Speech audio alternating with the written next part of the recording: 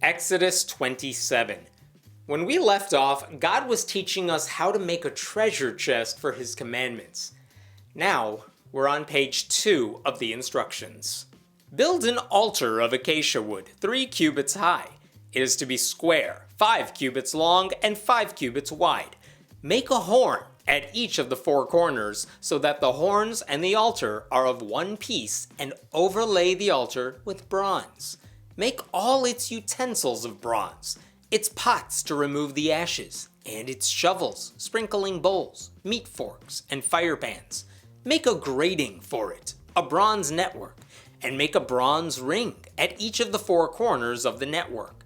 Put it under the ledge of the altar so that it is halfway up the altar.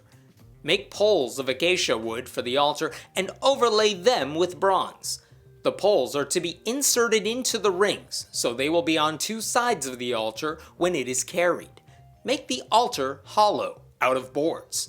It is to be made just as you were shown on the mountain. Who knew God was so horny? Sorry, I had to. By law. Who is writing all this down? I don't think God ever assigned a stenographer. And what is with telling people, just make everything like you saw it on the mountain? It's like talking to an interior decorator and saying, I saw it on TV, just do it that way. Don't you remember all the details? Make a courtyard for the tabernacle. The south side shall be 100 cubits long and is to have curtains of finely twisted linen, with 20 posts and 20 bronze bases, and with silver hooks and bands on the posts. The north side shall also be 100 cubits long and is to have curtains, with 20 posts and 20 bronze bases, and with silver hooks and bands on the posts. A courtyard? God wants real estate now. Why won't God just poof this stuff into existence the way He likes it and be done with it? Why does God think this is gonna come out perfectly when He has nitpicky rules about every piece of this tabernacle? I've ordered one burrito online and they screwed it up. That had like 4 ingredients. God has 12,000 little tiny specifications. The west end of the courtyard shall be 50 cubits wide and have curtains, with 10 posts and 10 bases.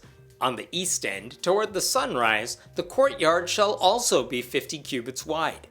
Curtains, 15 cubits long, are to be on one side of the entrance, with 3 posts and 3 bases. And curtains, 15 cubits long, are to be on the other side, with 3 posts and 3 bases. I used to think something controversial like Genesis 38 would never be taught in church, but I was wrong.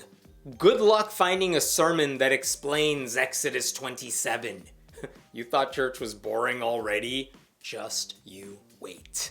For the entrance to the courtyard, provide a curtain 20 cubits long of blue, purple, and scarlet yarn and finely twisted linen, the work of an embroiderer, with 4 posts and 4 bases. All the posts around the courtyard are to have silver bands and hooks and bronze bases. The courtyard shall be 100 cubits long and 50 cubits wide, with curtains of finely twisted linen 5 cubits high, and with bronze bases. All the other articles used in the service of the tabernacle, whatever their function, including all the tent pegs for it and those for the courtyard, are to be of bronze. What if Moses said right now, hey God, sorry, I wasn't listening, can you start over? Actually, God is done. But now he has to explain his oil needs.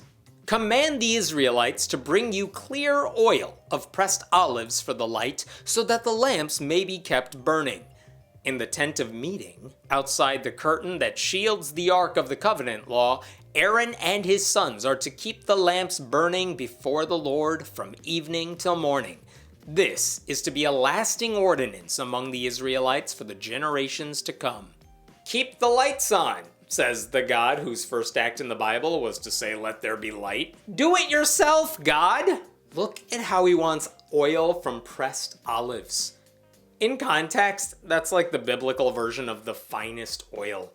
He doesn't want that cheap sesame oil. Oh, no. That's for the other gods. Well, that was another very illuminating chapter. Do you know how boring you have to be the most boring chapter of the most boring book ever written?